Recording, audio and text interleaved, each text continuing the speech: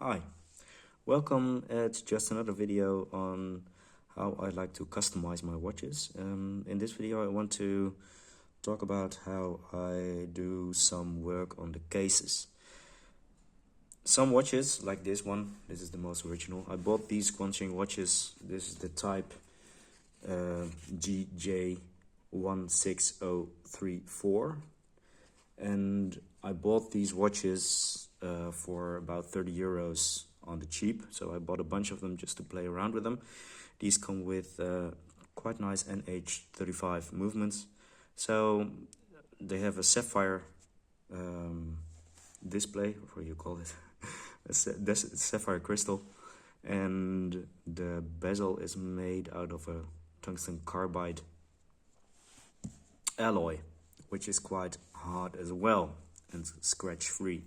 So these are actually quite nice. What I don't like about these watches are the white hands. They really stick out. They stand out on the black and gold dial. So, and I also would have preferred a white on black date wheel.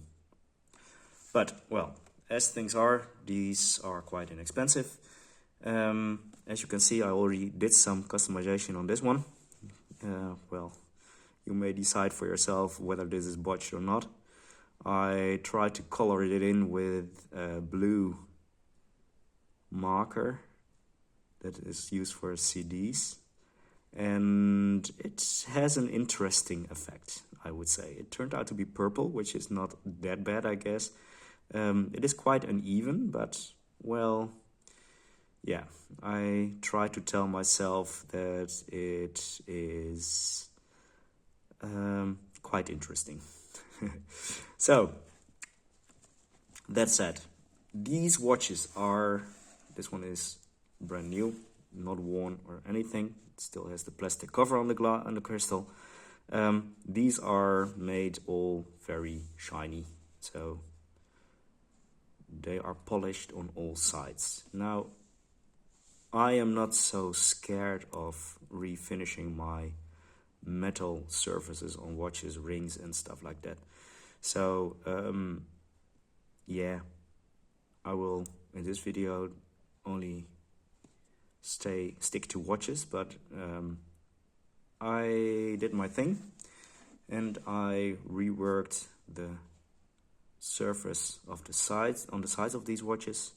I brushed them, or so it seems, because I really didn't brush them, and this one might be the most interesting side, because here you can see where I still need to do some work near the crown, which is of course quite hard to get into these tight spots. Now, I'm quite pleased with the results of this, so I might share how I did this. First, I decide on what kind of grid sanding paper I use, because I use sanding paper to get these results. For this watch I took 400 grit. You can also take 200 grit if you want a more coarse finish, but since it is a rather refined watch, in some sense, I wanted to have it a little bit of a finer finish.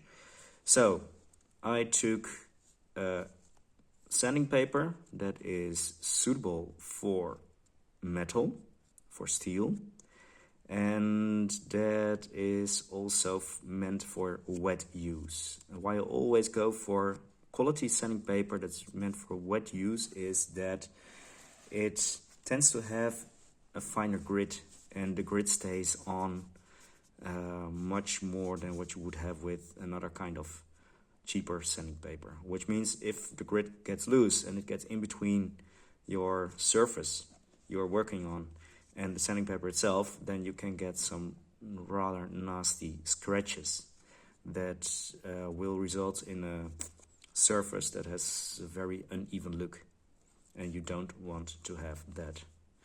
I do everything by hand, I must say, so there's no machine or anything that I use to accomplish what I get. Now, the sanding paper. So, for steel surface, suitable for wet for working in the wet, and I tend to use them dry, of course, because these are watches. What I also tend to use is something tubular like this. This is the, how you call this?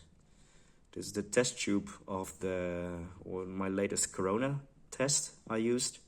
Since I have a bit of a cold, I cleaned it out quite well. And now I have this tubular core I can use for sanding. And the thing with this tubular core is that it has a lot of, it gives a little bit, so you can apply pressure with it quite evenly. But it's still hard and also even. So when I wrap my, take the watch away because otherwise I only focus on the watch. When I wrap my sanding paper around this quite tightly, as tight as possible of course, then I have this very even surface that I can work with. Also very nice is that the cap can be used as some kind of gouge to look at how your strokes connect with the steel. Now, what I like to do, I'm not going to do this right now because I'm not in the position. If you want to get some insight on what position I keep while making my strokes, because that's also a thing, then you can find it in the description. I keep my hand to my body to have stability, and further on I work from my elbow to get even strokes. That's one thing I can tell you now. But you can put it on and then make even strokes, which works quite nice. Now if you get to the finer ridges like here, you can take a toothpick or a skewer like that and make the surface smaller to reach in. Lift up the crown would also help. I think, how do you call them? A matchstick would also work quite well because they have hard edges. But I'm not ready done yet, so I will follow up on how I will solve this edge issue. Well, that's it for now. Bye bye, and as I promised, there will be a follow-up.